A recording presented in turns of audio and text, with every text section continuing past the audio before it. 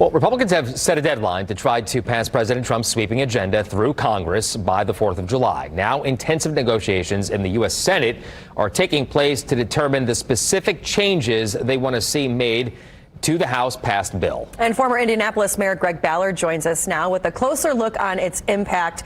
So, Mr. Mayor, thank you again so much for joining us. We love having you on. So explain to us kind of what is in the bill and why it's going to add to my debt, your kids' debt, and our grandkids' debt. That's the most bothersome thing about most of what happens in Washington to me, is what our grandchildren are going to wind up with. But in this bill, the 35% to 21% corporate tax rate seems to be locked in. I think that's going to continue.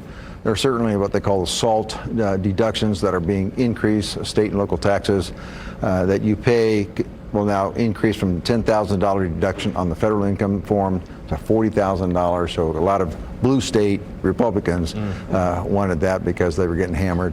You'll see some changes, I think, with SNAP, the food stamp program. SNAP and Medicaid, where full-bodied adults, able-bodied adults, will have to have some sort of work requirement in that way. I think you'll see some stuff in mortgage interest deductions, little things here and there throughout. It's kind of just moving things around a little bit and solidifying what happened in 2017.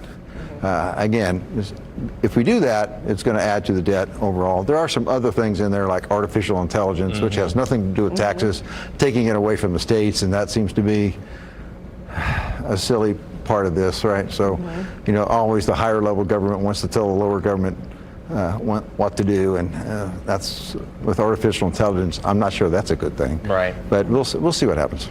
Let's turn the conversation to what's going on out in California, the riots that are taking place. Not only are you a former mayor, you're also a former Marine. So are you surprised that President Trump called in the military here? I don't know what this is about. I do have a son in L.A. I should tell you that. Right. I talked to him about this 2 days ago, about what was happening out there. And this is actually my old unit, 2nd Battalion, 7th Marines. I was in Getting called in?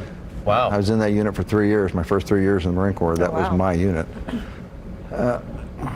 When you call in the Marines, you're sending a signal, and there's something called posse comitatus, which means that the active duty military cannot be used for local law enforcement. All the Marines are allowed to do, including and the California Guardsmen at the same time, all they're allowed to do is protect federal property and protect federal personnel. That's what they're supposed to be doing. Why the Marines are being called up to do this, I don't know. A few days ago, this was a local police issue.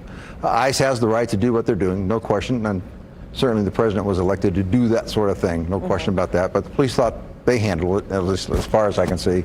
And all of a sudden, this kind of escalated out of control, and both sides are kind of blaming each other on this one, which is a little disconcerting to me. I wanted to follow up on that because it seems like local leaders, Mr. Mayor, are kind of playing it down while the federal government's kind of playing it up. What is the truth? Well, that's a great question. I think that's a timing issue as to what happened. I would tell you that a couple days ago, it wasn't even being covered, barely, by the local news as to what was happening. It was just another protest.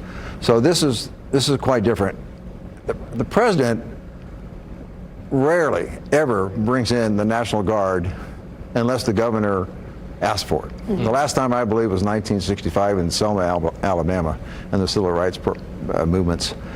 This is very abnormal in our country's history, and I think we better be careful with it. And I think we're going to be seeing and covering this a lot more just because in the sense of what's happening between almost the federal versus the local government. And we're going to stay on top of it. We're going to stay on top of it with you as well. Mr. Mayor, thank you so much for coming in. We appreciate your time. Pleasure. Thank you so much. Appreciate it. Good to see you, sir. Thanks, Phil.